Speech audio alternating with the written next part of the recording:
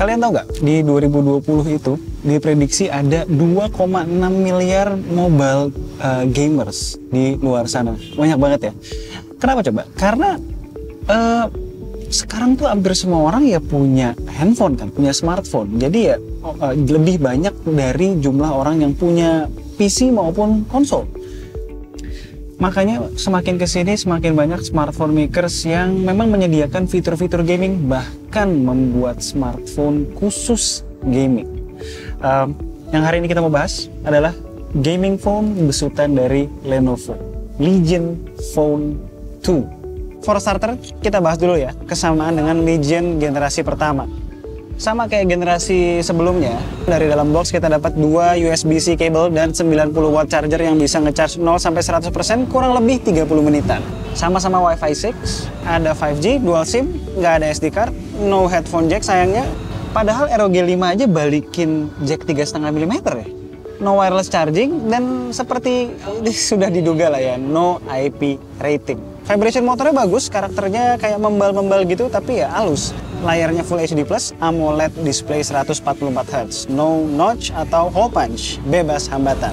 Bezel atas bawah itu, ya jangan dipermasalahkan, itu adalah fitur dari handphone gaming. Bikin accidental touch tuh jadi minimal.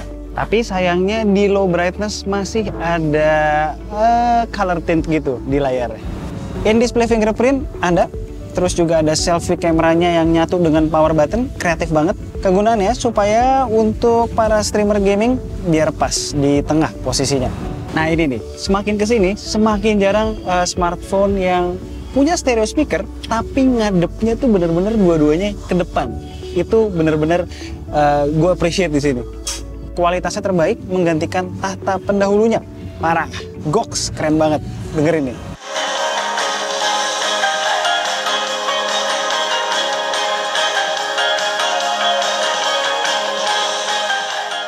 Next, masih ada juga nih Legion YRGB lighting yang bisa diatur-atur layaknya segala sesuatu yang berhubungan dengan gaming.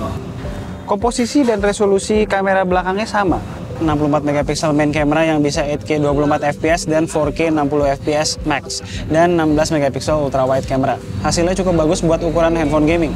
Dynamic range dapat walaupun kondisi backlight parah, sharpness cukup oke, night mode lumayan ngebantu juga, ultra wide-nya juga asik, nggak terlalu gimmick, tajam dan nggak terlalu processed, walaupun memang ada inkonsistensi antara warna di main camera dan ultra wide.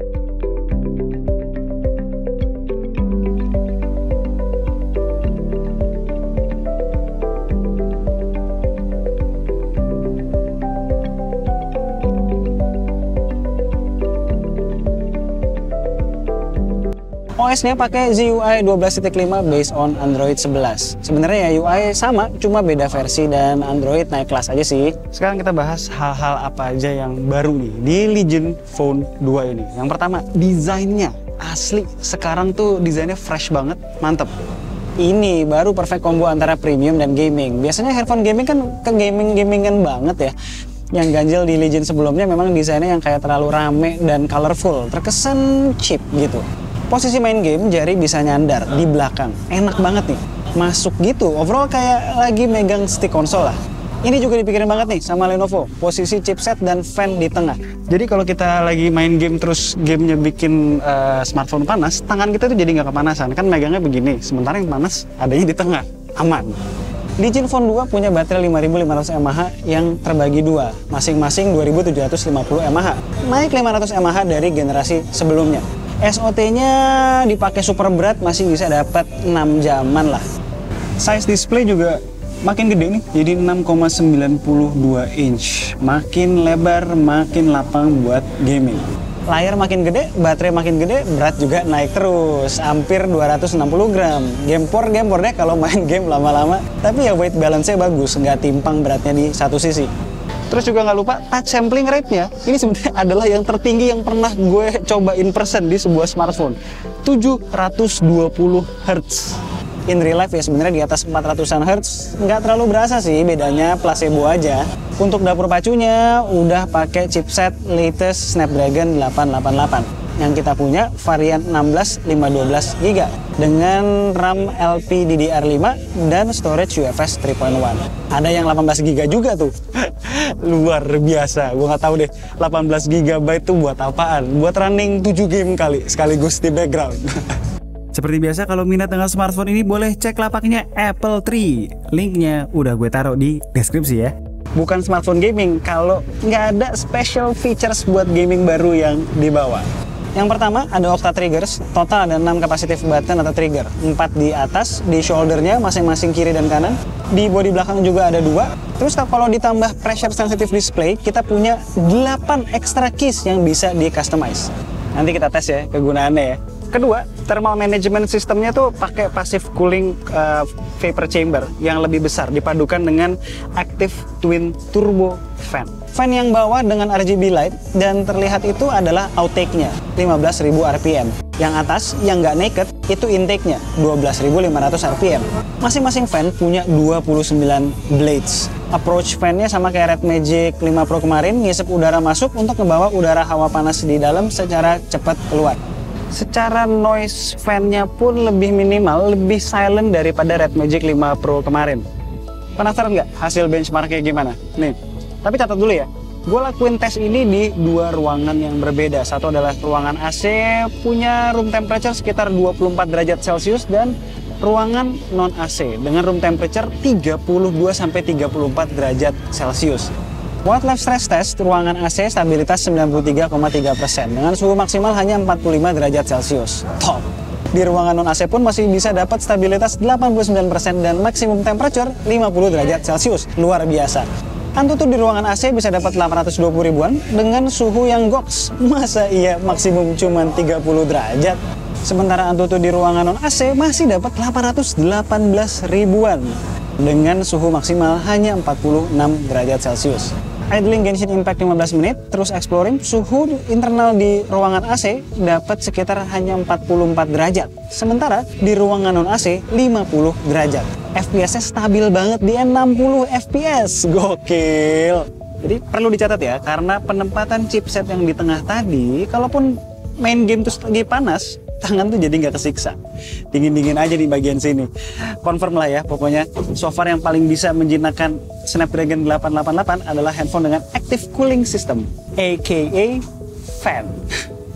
Perbedaan terakhir smartphone ini dari generasi sebelumnya ada di 44 megapiksel selfie camera yang bisa record maksimum up to 4K 60 fps. Sensornya Samsung GH1. Hasil foto-fotonya cukup bagus, sementara video juga cukup stabil. Supaya lebih afdol nih, gue penasaran gimana kesan seorang gamer ketika make Legion 2 ini. Gue udah ngundang 4 temen gue yang biasa barengan push rank tiap malam. Ada Jusa, ada Rizal, Peong, dan Sabil. Jusa tuh sehari-hari pakai OnePlus 7 Pro, Peong pakai Redmi Note 7, Rizal pakai Mi 10, sementara Sabil pakai iPhone 11 Pro Max. Pertama, gue berlima main LOL dulu nih. Jusa dan Peong tuker-tukeran nyobain Legion 2 mid game. Coba kita tanya, pendapat mereka gimana? Pertama sih yang paling kelihatan nih, yang paling berasa itu fisik handphonenya. Kayaknya handphonenya emang udah didesain buat main game. Jadi di tangan tuh emang rasanya udah pas lah gitu. Tapi buat orang yang berangkat dari handphone kecil buat main game ke handphone gede, itu kayaknya butuh sedikit ada adjustment lah, ada penyesuaian lah gitu. Buat dia bisa nyaman pakai handphone lebar gitu.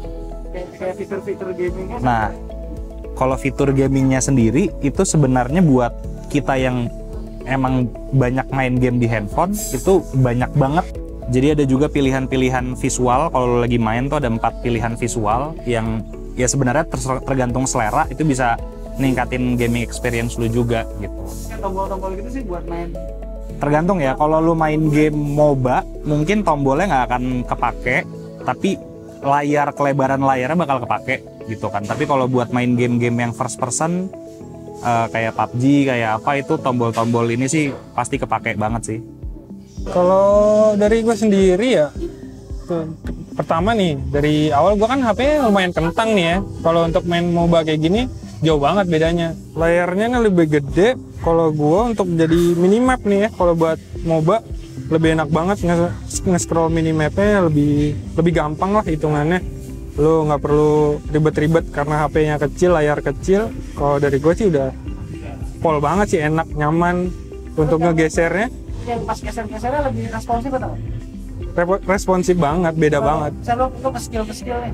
Kalau untuk targeting skill, pastinya ya lebih akurat dong. Nggak mungkin enggak, karena jujur dari HP kentang ya. Kalau untuk skill, wah udah makin lebih jago kali gua pakai HP kayak gini.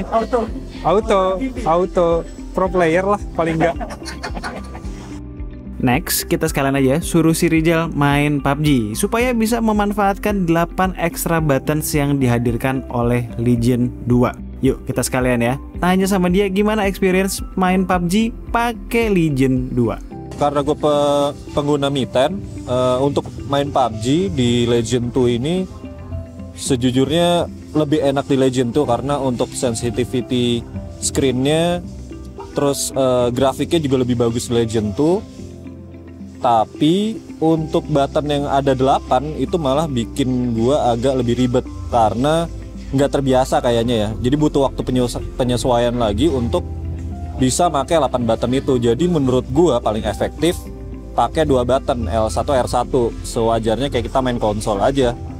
Nah, kalau pakai 2 button itu gue lebih bisa terbiasa. Cuman kalau udah 8 ada R1, L1, L2, R2, ada M-nya juga, ada force touch juga, itu malah bikin jadi lebih ribet sih. Untuk aiming sama ngeflick sih oke banget untuk Legion 2 ini, karena dia juga layarnya lebih gede, sensitivity aimingnya jadi lebih oke juga. Gue dulu pernah coba pakai iPhone untuk main PUBG, itu kan udah standar enak untuk aiming dan segala macamnya. Nah akhirnya gue cobain pakai Legion 2 ini, ternyata jauh lebih enak pakai Legion 2 ini sih dibanding iPhone. Kalau untuk flicknya, untuk